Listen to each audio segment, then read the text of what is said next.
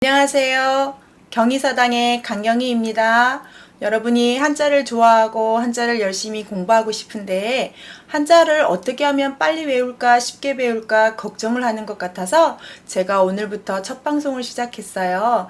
여러분이 한자를 빨리 쉽게 외울 수 있는 방법에 도움을 주고 싶어서 오늘 첫 시간인데요. 오늘은 한자를 어떻게 외우냐면 한자는 배우는 방법이 만들어진 방법이 총 6가지가 있는데 그거를 한자가 만들어진 방법 6가지를 오늘 첫 시간에 소개를 해드리겠습니다. 칠판에 써있는 것처럼 총 6가지가 있는데요. 첫 번째는 상형, 두 번째는 지사, 세 번째는 회의, 네 번째는 형성, 다섯 번째는 전주, 여섯 번째는 가차라고 해서 이 6가지의 큰 틀에 의해서 한자는 아무렇게나 만들어지는 게 아니라 큰 원리를 가지고 있어요. 첫 번째 한자를 보시면 상형이라고 해서 상자는 코끼리 상자와 모양형이라고 하는데 코끼리 상은 모양상이라고도 해석이 돼요. 그래서 모양을 그대로 한자와 모양을 그대로 한자로 만든 것인데 칠판을 보시면 물건의 모양을 한자로 그대로 만들었던 게 상형이라고 합니다. 두 번째는 지사라고 하는데요. 이렇게 모든 물건들을 글씨로 만들다 보면 복잡하고 어렵기 때문에 그리고 우리의 생각들은 어떻게 글씨로 만들지 그림을 서로 생각하는 마음이 틀리기 때문에 이것을 어떻게 하면 할까 해서 약속처럼 기호화합니다. 예를 들어서 이제 상형자 같은 경우는 나릴과 달월이 있다 치면 제가 이제 두 번째 시간에는 자세하게 이 한자의 예시를 할 건데요. 오늘 첫 시간에는 그 원리만 배우는 겁니다. 나릴은 태양을 본뜬 한자예요. 그러면 태양을 보고 나리를 생각하고 달을 보고 다로를 생각했는데 그러면 나뭇가지 끝에 저렇게 아름들이 있는 나무 끝은 어떻게 생각할까? 내가 숫자를 하나라고 생각하고 2개라고 생각하고 5개라고 생각하는 건 어떻게 기호화를 할까? 위에 있는 건 어떻게 할까? 아래에 있는 건 어떻게 할까? 이런 것들을 서로 우리 약속을 하자라고 만든 게 두 번째인 지사자예요. 가리킬지 일사라고 해서 물건이 아닌 우리의 생각들을 기호로 서로 만든 약속의 한자라고 합니다. 세 번째 회의하고 형성자가 되어 있는데 칠판을 보시는 것처럼 제가 뭐라고 했냐면 우리 한자를 만드는 방법의 모든 100%에서 몇 프로를 차지한다고 써있냐면 70%의 방법으로 이 방법으로 한다고 하니까 엄청 중요하겠지요. 그래서 자 회의자는 뜻과 뜻이 더해져서 새로운 뜻을 만드는 한자인데 가령 사람 인자하고 나무 목자하고 만났다고 해보세요. 그러면 사람이 나무 그늘 밑에서 뭐하고 있겠어요? 쉬고 있겠죠? 그래서 그 한자를 쉴휴라고 읽습니다. 이렇게 읽을 때에는 아주 뜻이 금방 내가 몇 번 써보지 않아도 이런 방법이 있구나 라고 외울 수 있고요. 또는 나릴과 달월이 만났다고 해볼까요? 그러면 나릴은 태양이니까 낮에 떠 있는 거고 달월은 밤에 떠 있는 거니까 다 날씨예요. 그러면 낮과 밤에 환하게 비춰주는 나릴과 달월이 만나면 그건 바로 밝을 명자가 되는 거예요. 그런데 이렇게 똑같은 한자가 아닌 다른 한자들을 해서 새로운 것을 만들었는데 쉽게 더 알아볼 수 있는 방법이 없을까를 해서 네 번째의 방법이 뭐냐면 칠판을 볼까요? 자, 형성자라고 해서 모양형자와 소리성인데 너는 한쪽 부분은 뜻을 한쪽 부분은 소리를 담당해볼까? 라고 해서 만든 한자지만 여기에 정말 중요한 힌트가 들어있어요. 이렇게 결합해서 만든 한자는 똑같은 소리를 가지고 있어요. 가령 들을 문자를 머리에 생각을 해보세요.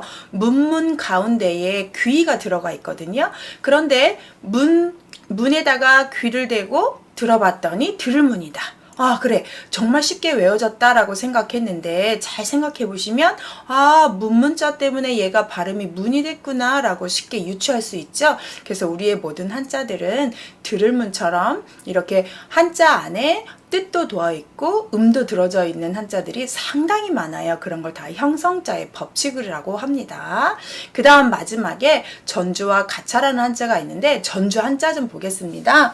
자, 전주라는 한자는 구를 전자에 물들 주자인데요. 한자가 만들어졌는데 그 만들어진 한자가 굴러다니면서 새로운 뜻으로 변해요. 가령 아카락자를 생각해 보세요. 아카락자는 아카락 뜻만 있는 게 아니라 악은 사람 사람들이 다 싫어해요. 그래서 미워할 오라는 뜻이 있어요. 그래서 하나의 글자가 여러 가지 이름을 갖고 있는 것들을 전주자라고 해요. 꼭 음이 바뀌지 않아도 길돌자를 한번 생각해 볼까요? 우리가 걸어 다니는 길이라고 되지만 그 길돌자는 말할 도도 있고 어느 도시에 끝날 때 도지사 할 때 도도 되고요.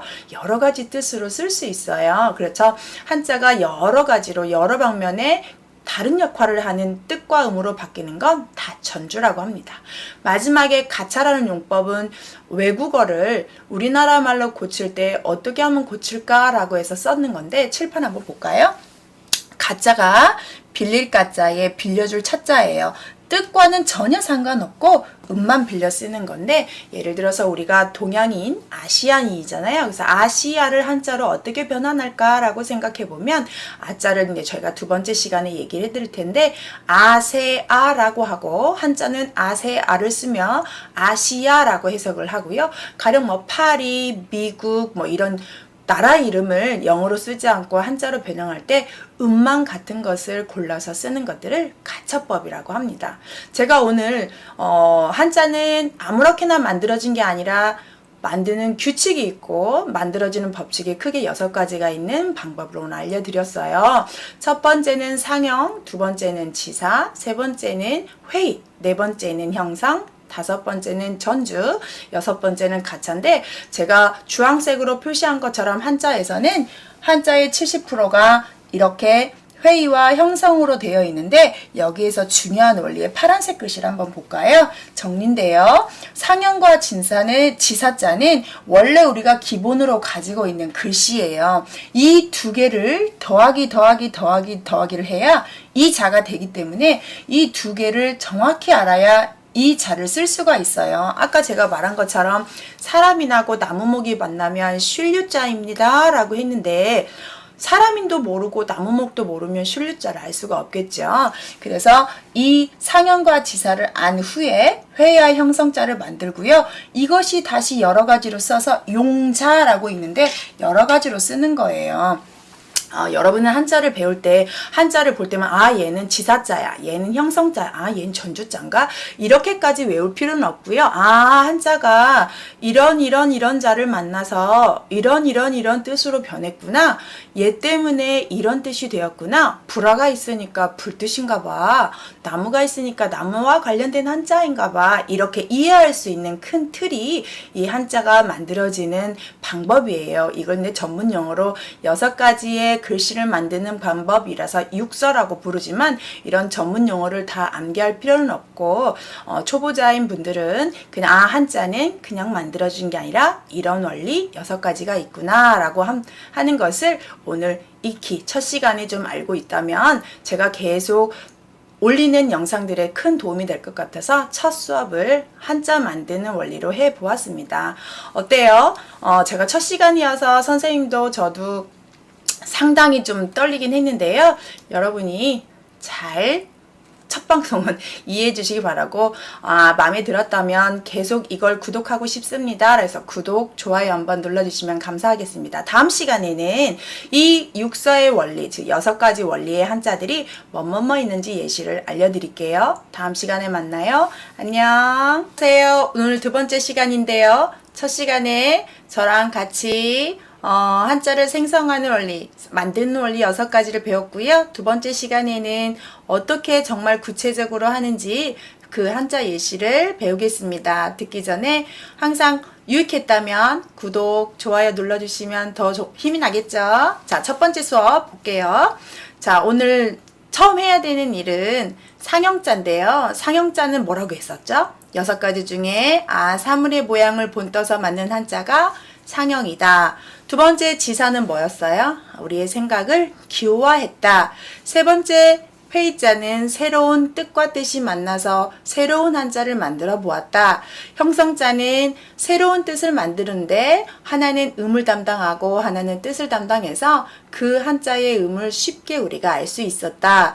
그 다음 뭘 배웠냐면 전주라고 해서 하나의 글씨는 하나의 음만 갖고 있는 게 아니라 뜻과 음을 여러 가지 갖고 있어서 어디에 쓰든지 알맞게 쓸 수 있는 한자로 변했더라. 마지막 외래어나 표기하기 힘든 말은 음만 갖다 빌려 쓰고 뜻은 해석하지 않는 가차법이 있었어요. 예시 한번 볼게요. 칠판 한번 볼까요? 자, 상형, 지사, 회의, 형성, 전주, 가차가 있었는데 첫 번째 보면 어떤 모양 같아요? 자, 태양 모양이죠? 태양 모양을 사람들이 그림으로 그렸다가 지금은 이 최종적인 한자로 나릴이라고 불러요. 또 하나 여러 가지가 있겠지만 어떤 모양 같아요? 산 모양이에요. 그러면 산 모양을 본떠서 산이라고 해서 매산 이렇게 합니다. 그 다음 지사자는 우리의 생각을 어떻게 한다고 그랬어요? 기호화한다고 그랬죠? 그래서 사람 위에 있는 걸 어떻게 할까라고 그때 제가 말씀드렸잖아요. 보세요. 위에 점 하나, 위에 있는 거야 라고 약속을 했는데 이걸 이렇게 변형을 시켜서 윗상을 이렇게 쓰고 있고요. 이건 어떤 모양 같아요? 제가 좀 그림을 잘 그리는 편은 아니지만 나무예요. 나무가 가지가 와 정말 많이 길었다 해서 나무 모양에 이만큼만 표시했어요. 근데 이 나무 아래 것보다 위에 걸 길게 써서 와 나무가 이제 다 자랐다.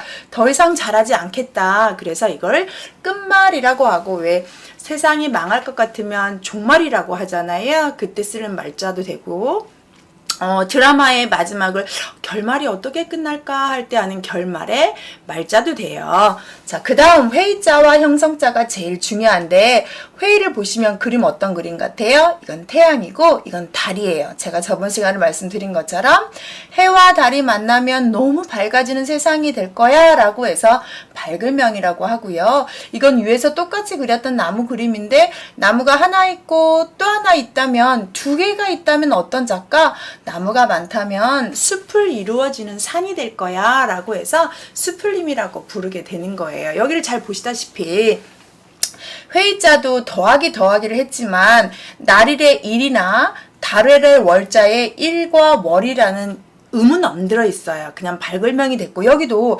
나무목이니까 목목목목 끝나면 좋은데 림이라는 새로운 단어를 만들어서 사람들이 좀 어렵다 더 쉽게 할 수는 없을까 라고 생각해서 만든 것이 바로 제일 중요한 형성자인 네 번째예요. 자, 문문에 더하기 문을 모양을 본뜬 한자고요. 귀 있자인데 귀를 본뜬 한자예요. 그러면 문에 귀를 대고 무슨 얘기를 하고 있지? 라고 듣고 있어요. 그러면 들을 문이 되고 장인공에 힘력을 집어넣어서 장인공의 힘력 여기도 보시면 장인이라는 말은 기술자예요. 기술자가 열심히 뭔가를 만들어서 힘껏 만들었더니 사람들이 너무 좋아하는 유명한 제품이 되었다고 해봅시다. 그러면 그 장인이 만든 것은 더 많이 팔릴 것이고 그 장인은 내가 만든 거에 대해서 사람들이 이렇게 좋아해주니 기분이 좋아지면서 성공했다라고 느끼고 나라에서는 그 사람한테 공로상을 내릴 수도 있는 경우가 있잖아요. 그래서 공공이라는 말은 공로상 할 때처럼 업적을 잘 쌓았을 때 쓰는 공이고요. 성공하다 할 때 공자예요. 여기서 제일 중요한 점은 지금 한자를 외우는 게 아니라 원리를 보는 건데요. 문문자와 귀가 만나 들문이 됐다면 문문자의 문 발음이 여기에 들어와 있다는 게 중요한 거예요. 그래서 내가 이게 들문이 아니어도 얘는 문이라고 읽으면 좋겠구나 라고 힌트를 얻을 수 있는 방법이 되는 거고요. 그 다음 장인공의 힘력이니까 얘가 이 공공인지를 몰라도 이 장인공을 보고 얘는 공이라고 읽을 수 있나 보다 라고 되는 부분이 공공이 되는 거예요. 그래서 이 형성자의 규칙을 잘 알게 된다면 한자를 외우는 방법 중에 이렇게 쉬운 방법이 있구나. 그러면 내가 열심히 쓰지 않아도 여러 번 이 원리를 알게 된다면 내가 부수 몇 자만 알아도 한자를 금방 할 수 있겠네. 한자 몇 자 가지고 계속 확장할 수 있겠네 라는 힌트가 되는 거예요. 그래서 한자를 만드는 원리 중에 80%, 70%, 70, 80%는 거의 이 형성자라고 생각하시면 돼요. 그 다음 전주라는 말은 뭐였죠? 한자가 여러 가지 역할을 한다라는데 이거는 나무 위에 걸려져 있는 악기 모양이래요. 자, 악기로 와, 음악을 연주했더니 사람들이 그 음악을 들으면서 어때? 아, 즐거워요. 즐거울 낙자가 됐죠. 너무너무 즐겁다 라고 하면서 나 맨날 이 노래면 계속 좋아할 거야 라고 해서 좋아할 요자로 이 한자가 음이 3개로 바뀌면서 음은 악자와 락자와 요 뜻은 풍류, 즐겁다, 좋아할 비슷비슷한 용어지만 한 글자가 다 담당하게 되는 것을 이렇게 전주자라고 해요. 제가 저번 첫 시간에 전주자의 예시 악화락자 얘기했죠? 악은 사람들이 싫어해요. 그래서 뭐도 된다고 했어요? 미워할 오도 된다고 했지요. 이런 경우를 전주자라고 하고요. 가차를 외래어를 포기할 때 쓸 거예요. 라는데 특이한 점 볼까요? 아자가 버금 아자고요. 세자가 가늘새 버금아예요. 버금이라는 말은 두 번째라는 뜻인데 두 번째 가늘고 두 번째 해석이 이상하죠? 이건 해석하면 안 돼요. 절대 해석하는 한자가 아니고 이 끝에 있는 아발음, 세발음, 아발음해서 아세야, 아시야, 아시아를 표기할 때 한자로 이렇게 쓰는 거고요. 아래는 여러분이 좋아하는 코카콜라를 한자로 표기하는 방법인데 가구, 가락이에요. 한자만 읽으면 오를까, 입구, 오를까, 즐거울 낙자인데 이건 언뜻이 조금 해석도 가능한 것 같아요. 어거지처럼 해볼까요? 입이 좋아하는 것 같다. 즐거운 것 같다 라고 해서 가짜가 좋다, 그러하다, 인정하다 라는 뜻이어서 뭐 별 의미는 없는데 제가 근데 어거지로 해석을 한 거고요. 진짜는 음만 갖다가 가고 가라, 코카콜라 좀 외래어를 표기할 때 쓰는 발음이라고 합니다. 자, 다시 한번 한자를 만드는 땐 그냥 만드는 사람 맘대로 하는 게 아니라 원리가 있었다. 6가지 있었다. 그 중에 상형, 지사, 회의, 형성, 전주, 가차가 있었는데 제일 중요한 건 형성과 회의자다. 회의와 형성자다. 그 다음 여기에서 제가 조금만 더 정리하는 파란색 전이 마지막 수업인데요. 보세요. 이 2개가 상형지사는 문이라고 했고 회의 형성은 자라고 했으며 전주가차는 용자라고 했던 거 기억하죠? 그런데 문자는 기본 부수자고요. 자자는 새로 만든 자고 그 다음 전주와 가차는 용자라고 해서 활용한 자예요. 기본 부수자를 외워야 얘네를 다시 엮을 수가 있고 이 엮은 걸 가지고 다시 활용할 수 있기 때문에 이건 전체적으로 연결이 된다고 생각하면 돼요. 자, 오늘 수업 마무리를 할 건데 제가 이렇게 동영상을 올리는 이유는 여러분이 하루에 10분 정도 그냥 가만히 앉아서 멍하니 있기보다는 이렇게 한자에 대한 기본 지식을 알고 한자를 열심히 쓰기보다는 원리로 알았으면 좋겠다. 그럼 이 한자마다 이렇게 만들어진 이유가 있을 텐데 그 이유는 뭘까? 그걸 선생님이 제가 여러분들한테 구독자 여러분들한테 좀 도움이 되고 싶어서 하나하나 얘기해 드릴게요. 다음 수업은 그러면 이렇게 한자를 만들어졌다면 한자에 쓰는 법도 있고 도대체 한자는 또 부수가 뭐야? 여기에 나온 것처럼 기본 부수자라고 하는데 부수가 뭔데 계속 선생님이 부수하지? 이런 얘기가 나오지요. 제가 다음 시간에는 도대체 이게 얼마나 중요한지 이 부수자를 몇 자 정도 외워야 한자를 능숙하게 1800자에서 2000자 정도는 알 수 있는지에 대해서 여러분과 같이 힌트를 드리고 공부를 열심히 하겠습니다. 오늘 수업 좋았다면 구독 눌러주시고 좋아요도 부탁드려요. 다음 시간에 만나요. 안녕하세요. 경희사당 강경희입니다. 오늘은 부스에 대해서 수업을 할게요. 저번 시간에 제가 한자 만드는 원리 말씀드렸고 그러면 한자를 만들 때 기본이 되는 부수가 무엇인가 오늘 한번 볼까요? 자, 7번 한번 볼게요. 부수, 한자의 뜻을 담당하는 역할이다. 여기서 제가 크게 해놓은 게 뜻이죠. 한자에는 하나는 뜻을 담당하고 하나는 소리를 담당한다고 말을 했어요. 부수의 한자도 한번 잠깐 볼까요? 부자는 거느릴 부, 수자는 머리 숫자예요. 이게 머리 역할을 한다는 뜻이에요. 칠판을 쭉 보면 오늘 예시 한자를 배우려고 했던 한자 3가지를 했는데 사람인, 물수, 불어가 들어가는 한자들을 제가 적어놨어요. 이거를 설명하면서 부수가 어떻게 역할을 하는지 제가 말씀을 드릴게요. 그러면 부수는 총 몇 자 정도 될까요? 자, 칠판에 적어놓은 걸 참고하여서 영어에는 26자 알파벳이, 한글에는 자음 모음을 다 외워도 25자 정도 되는데 한자의 부수는 214자나 된대요. 상당히 많죠. 214자 정도를 활용해서 한자를 보통 5만자 내지 6만자 정도를 사용하고 있다고 하는데 그 중에서 우리가 알아야 될 건 1800자에서 2000자 정도면 되지 않을까 싶습니다. 그래서 214자 부수 중에서도 현재 사용하지 않는 부수들이 많아요. 그래서 한 150자 정도 외우면 충분히 한자를 활용하고 뜻을 유추하고 음도 알 수 있는 비법이 되지 않을까 싶어요. 자, 그래서 부수를 꼭 중요한데 오늘 보시면 예시를 한번 볼까요? 예시 한자에서 사람인이 들어갔을 때, 물수가 들어갔을 때, 불화가 들어갔을 때 어떤 역할을 하나? 그래서 왜 이렇게 부수부수 하나? 이런 역할의 예시를 한번 보면 더 부수가 중요하다는 걸 알 거예요. 들어가기 전에 한자에는 뭐가 중요하다? 부수가 중요하다.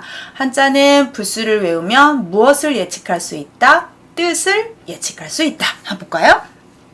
사람인이 들어갔어요. 사람인이 들어가면 뭐랑 관련돼요? 그렇죠. 사람인하고 관련돼요. 그러면 사람인 더하기 나무목이에요. 여러분한테 마지막에 마무리하려고 제가 하나도 쓰지 않았어요. 사람이 나무 밑에서 더워서 쉬고 있다. 쉴 휴, 휴가 가다. 휴자. 두 번째, 사람인 더하기 주인주예요. 주인이, 집주인이 자기 집에서 머무르고 있다, 머무를 주, 살고 있다, 살 주. 자, 사람인의 오드예요. 사람이 옷에 의지하다 해서 의지할 자인데 가령 더우면 옷을 벗게 되고 추우면 옷을 입게 되고 그래서 옷을 의지하게 되다, 의지할 의. 마지막은 사람인 더하기 선비사인데 옛날에 선비는 똑똑하고 아주 사람들을 잘 다스리는 지도자 역할을 했기 때문에 똑똑한 선비가 벼슬살이를 하다 해서 사람, 선비사, 선비가 벼슬살이하다, 벼슬할 사. 그래서 봉사하시다 할 때, 봉사할 때 사자예요. 다시 정리해 볼까요? 사람인 들어가면 뭐하고 관련된다? 사람. 봤더니 사람이 나무 밑에서 쉬다, 쉴휴. 사람 중에서 주인이 자기 집에서 머무르다, 머무를 주, 살 주. 사람이 옷에 의지하다, 의지할 의. 사람 중에서 선비가 벼슬살이하다, 벼슬할 사.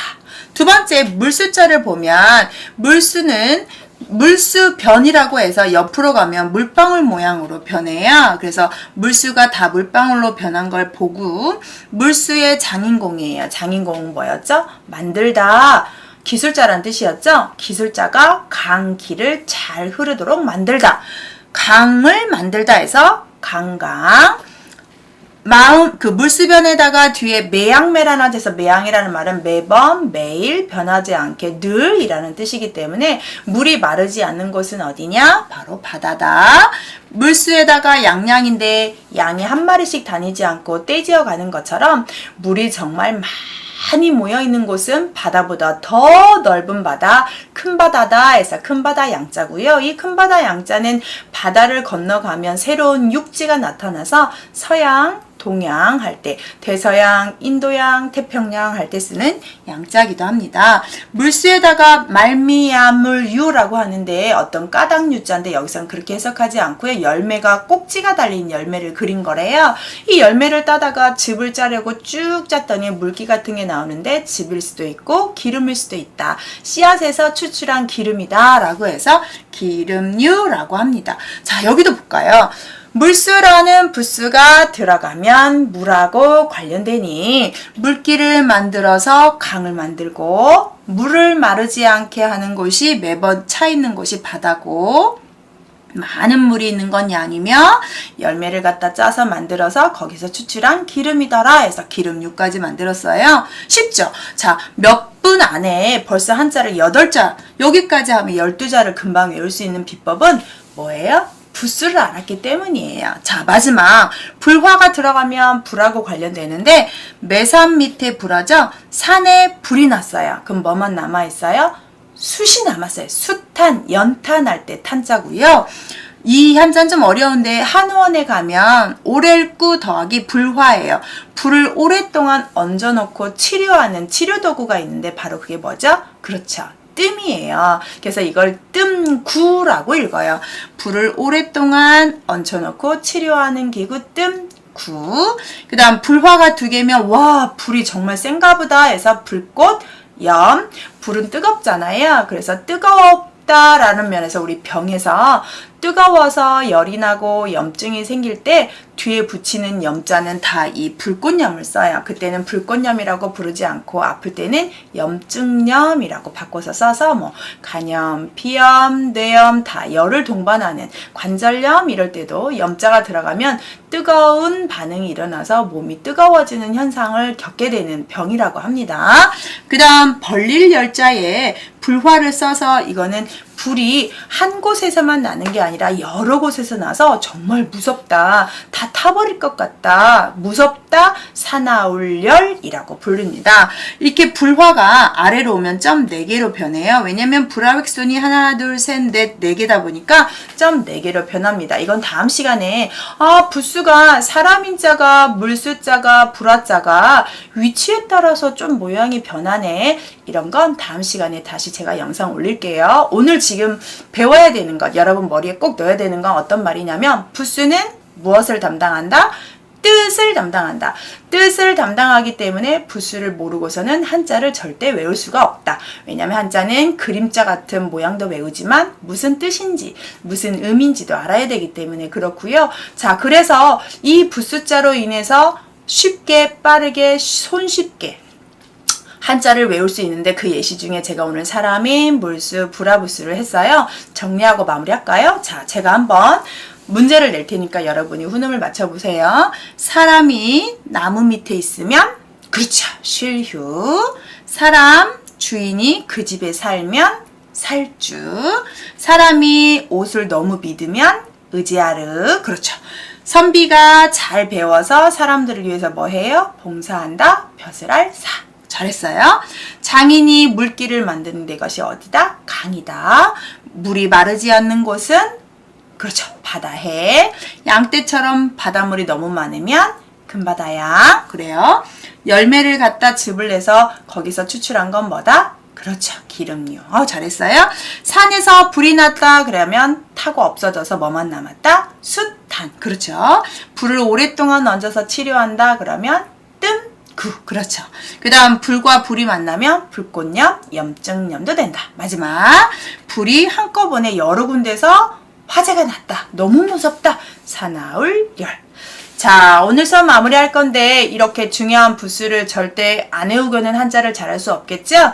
자, 부수에 대해서 중요도를 알았으니까 다음 시간 영상부터 제가 알려주는 부수에 대해서 꼭 암기하기입니다. 다음 시간에는 한자를 빨리 이쁘게 쓰는 규칙이 있어요. 그 규칙을 한번 필순 법칙을 올려드릴게요. 좋아요, 구독 눌러주세요. 다음에 또 만나요. 안녕. 안녕하세요. 경희사당의 강경희 선생님입니다. 오늘은 필순에 대해서 배워볼게요. 칠판 한번 볼까요? 가득 써 있어요. 오늘의 목표는 한자의 필순 원칙인데 한자를 아무렇게나 쓰면 어떻지? 왜 이걸 꼭 지켜야 되나 말할 수 있는데 제가 파란색 글씨로 써놨어요. 왜 필순을 지켜야 되냐면요. 빨리 바르게 예쁘게 쓰기 위해서 규칙을 정해놓은 거예요.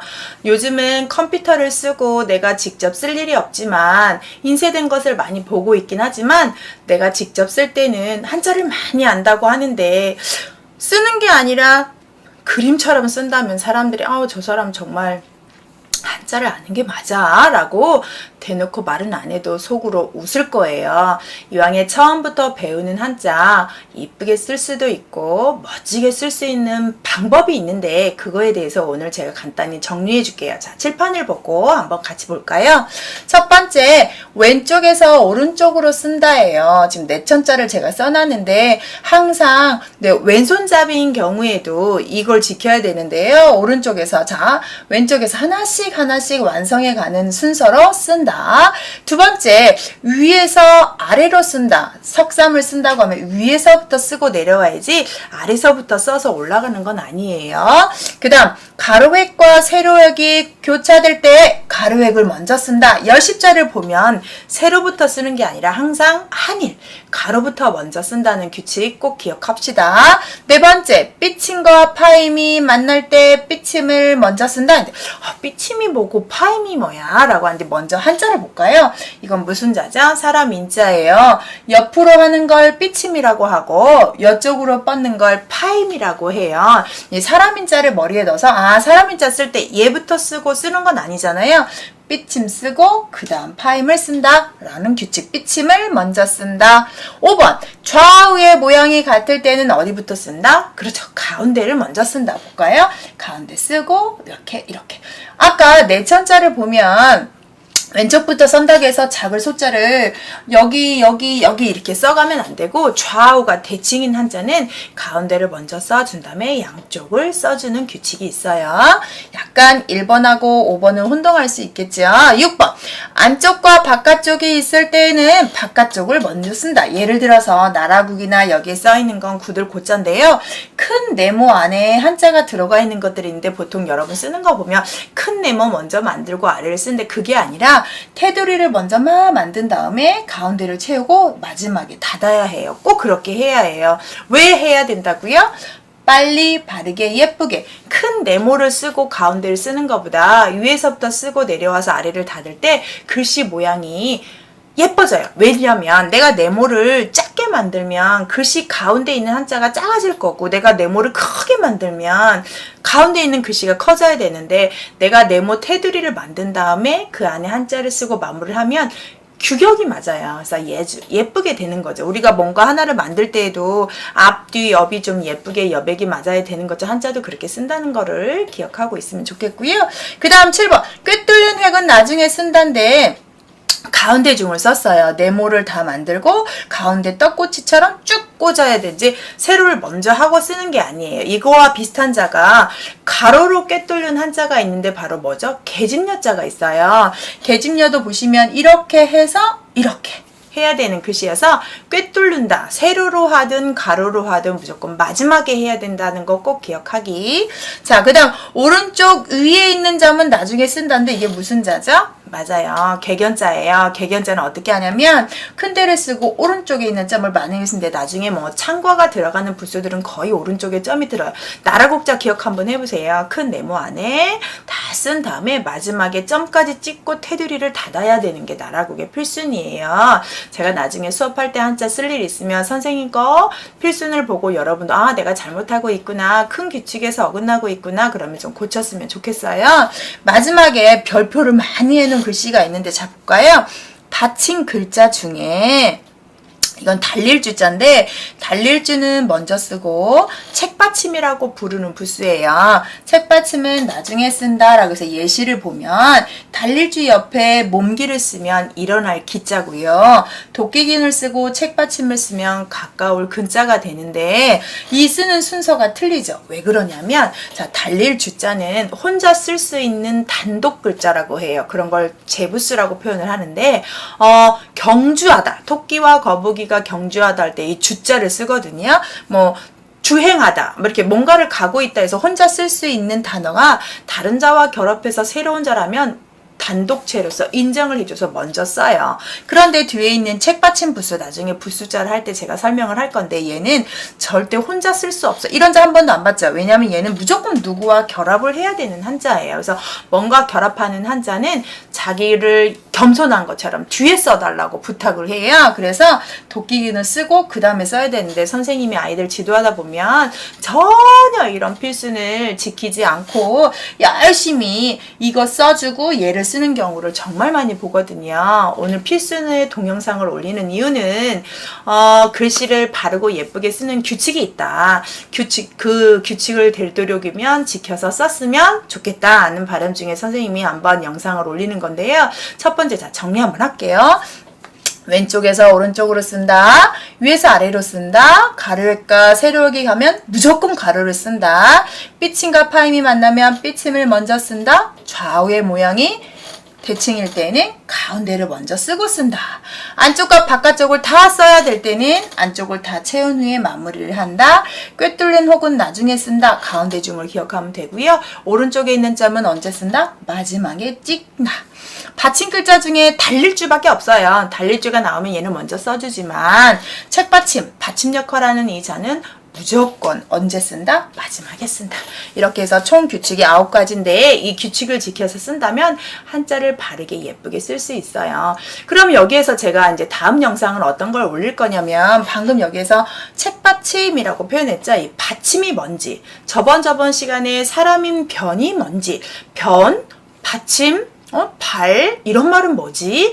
자, 이런 말들은 부스에는 위치가 오느냐에 따라서 모양이 바뀌면서 그 뒤에다 꼬리표처럼 이름을 하나 달고 다니는 게 있어요. 그것이 한 총 8가지 정도 되는데 그거를 다음 영상에 올려드릴게요. 자, 오늘은 한자를 바르고 예쁘게 빨리 쓰는 비법 배웠습니다. 도움이 되었다면 좋아요, 구독 눌러주세요. 다음 시간에 만나요. 안녕. 안녕하세요. 경희서당 강경희입니다. 오늘은 여기에 써있는 거 한번 볼까요? 부스가 위치에 따라서 명칭이 8가지로 변한다고 했는데 칠판 한가득 보이시죠? 저번 시간에 책받침이라는 부스를 제가 열심히 가르쳤는데 받침, 또 사람인 변, 물수 변, 불어, 발, 물수도 알아듣겠고 사람인도 알아듣겠는데 뒤에 붙이는 명칭이 뭐지? 라고 궁금해 했을 것 같아서 이번 영상은 이걸 올려야 한번 볼까요? 총 몇 가지예요? 8가지예요.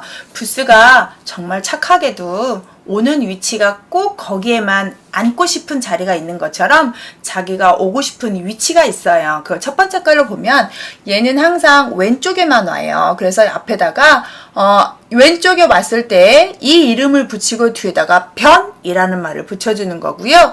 이런 부스들은 항상 오른쪽에만 와요. 그래서 방이라고 붙여줘야 위에 오면 무슨 머리, 아래쪽에만 오고 싶어 하면 무슨 발. 그 다음 위쪽과 왼쪽으로 오면 왼쪽과 아래쪽으로 오면 받침. 그 다음 뭔가를 다 둘러싸고 있으면 몸이라고 하고요. 자기 혼자 어디나 아무 때나 위치를 다 하는 것들은 제부스라고 합니다. 이것들은 보통 혼자 쓰는 단독체라고도 부르기도 합니다. 천천히 한번 볼까요? 7번 보세요. 변이라고 해서 얘는 왼쪽만 오는데 얘는 뭐라고 읽냐면 사람인 변이라고 읽고요. 얘는 손수변, 물수변. 예시를 봤더니 한자 보세요. 저번에 배웠던 것처럼 사람이 나무 밑에서 쉬니까 쉴휴. 얘는 사람인이라고 안 부르고 왼쪽에 온 사람인자구나. 모양이 좀 변했구나 해서 사람인 편 이렇게 부르면 되고요. 얘는 손수변, 제주 기자예요. 손으로 사람이 제주를 부리네 라고 하면 되고요. 아까 강강 배웠죠? 물을 길을 만들다 해서 강강. 이렇게 왼쪽으로 오는 것들은 앞에다가 쓰면서 끝에다 변만 붙이면 돼요. 사람인 편, 손수 편, 물수 편. 별 의미는 없고 오는 위치가 얘는 왼쪽인가 보다 약속하려고 우리끼리 약속한 한자예요. 두 번째 방을 한번 볼까요? 오른쪽에만 와요. 얘는 칠복방. 하품은 방이라고 부르는 부수인데요. 혼자는 쓸 수가 없어요. 다른 자와 결합해서 쓸 때, 자, 이 첫 번째 자는 가르칠 교자인데, 아까 제가 뭐라고 말했냐면, 칠복방이라고 했죠. 칠복이라고 하는 말은 때리다 회초리를 상징해요. 그래서 가르칠 교자에 회초리를 넣는 이유는, 이 앞에 있는 한자는 효도요자의 변형자거든요. 효도해라, 부모를 공경해라, 형제간에 잘 지내라, 이런 것들을 잘 하지 않으면 혼날 수 있고, 회초리로 맞을 수 있다라고 하면서 이 칠복당을 넣었다고 해요. 두 번째 노래 가짜에는 하품은 방이라고 하는데 하품할 때 입 모양이 큰 것처럼 노래를 잘하는 사람은 입이 크다고 여긴다 라고 해서 입 크니까 노래 잘하겠네 라고 해서 노래 가짜를 할 때 이렇게 하품음자를 넣는다고 합니다. 그럼 이런 것들은 칠복, 하품음이라고 부를 수도 있지만 항상 오른쪽에 위치한다고 해서 사람들이 어떻게 불러요? 그렇죠. 칠복, 방. 하품은 방 이렇게 부른다고요. 그러니까 여러분이 뒤에 방이다 변이다 이런 말이 붙을 때는 어떤 공통적으로 오는 위치 때문에 그런가 보다 이렇게 하시면 되겠고요.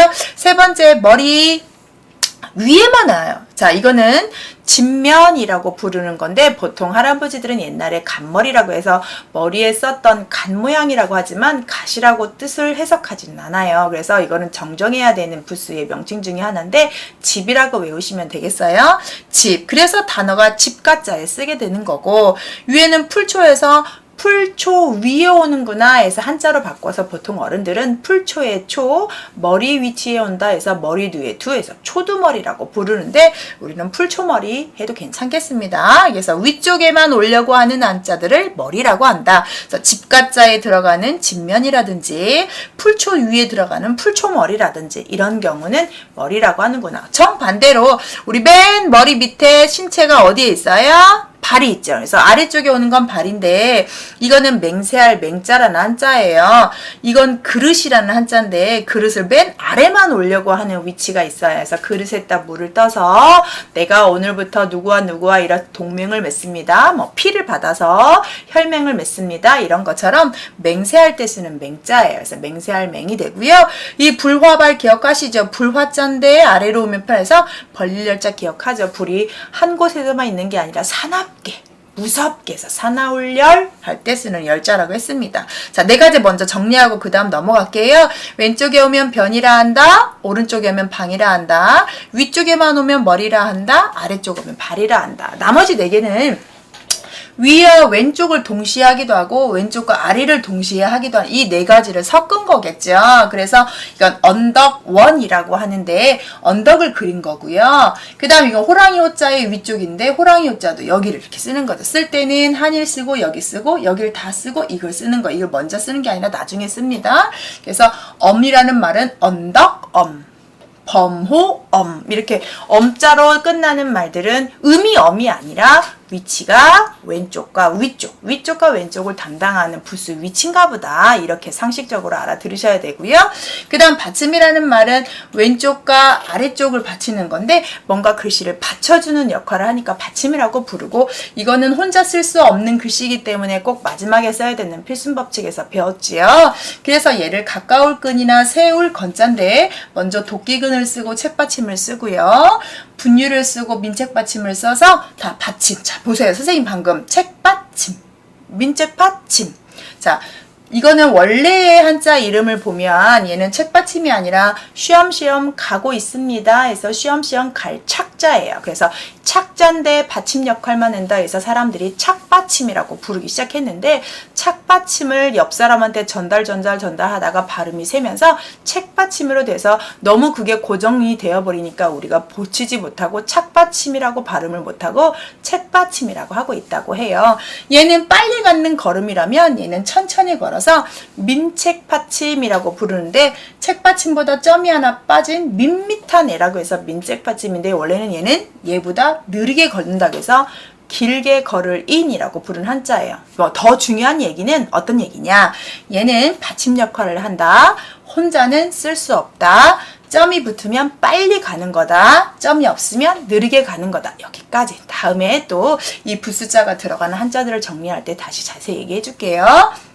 몸은 사방을 둘러싸고 있는 위치가 이렇게 네 가지가 있는데 예를 들어서 나라국자 같은 경우는 이 부분이 이렇게 됐다고 보고 구역구 나눌구자 보면 이렇게 테두리를 싸고 있고 문문자는 위를 싸고 있고 지킬 위자 같은 경우는 양쪽을 싸고 있어서 이런 경우는 다 뭔가 내 몸 테두리를 싸고 있는 건 다 몸이다 라고 표현해요. 테두리를 싸고 있다면 뭐다? 몸이다. 그다음 마지막 자기 혼자 다 어느 위치나 올 수 있어요. 왼쪽, 오른쪽, 위쪽, 아래쪽 다 갈 수 있는 건 나무목, 볼견, 세금, 말마, 물고기 엄청 많은 부수들이 다 여기에 해당하는 거예요.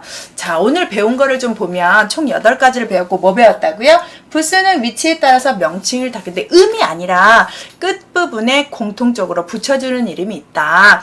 왼쪽에만 오면 변, 오른쪽에 오면 방, 위에 오면 머리, 아래 오면 받침, 발, 그 다음 위쪽과 왼쪽 오면 그 다음 왼쪽과 아래쪽 오면 받침, 그 다음 뭔가를 테두리를 두르고 있어서 한자를 뭔가 보호하고 있으면 뭐라고 한다고요? 그렇죠. 몸. 그 다음 자기 혼자 그냥 다 어느 위치에 오든 간에 상관없이 올 수 있는 한자들은 제부스라고 표현한답니다.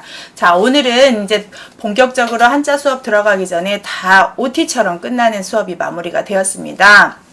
총 정리를 하면 저 1강부터 한자는 만들어준 규칙이 있었다. 그래서 그 규칙을 알고 예시도 봤고요. 그 다음 한자에는 필순도 있었고 부수가 뭔지도 알 수 있었고 위치에 대해서도 여러분이 배웠어요. 그래서 다음 시간 때 본격적으로 그러면 어떤 부수가 들어가서 어떤 자와 결합해서 이렇게 많은 한자가 갑자기 손쉽게 10분 안에 10자씩을 외울 수 있나 그 영상을 한번 올려드릴게요. 여러분이 유익했다면 구독, 좋아요 눌러주시고 다음 영상에 만나요. 안녕.